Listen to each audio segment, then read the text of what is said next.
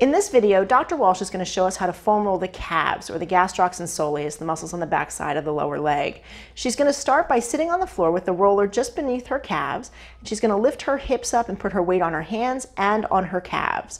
She's going to cross one leg over the other and roll from the back of the knee down towards mid-calf.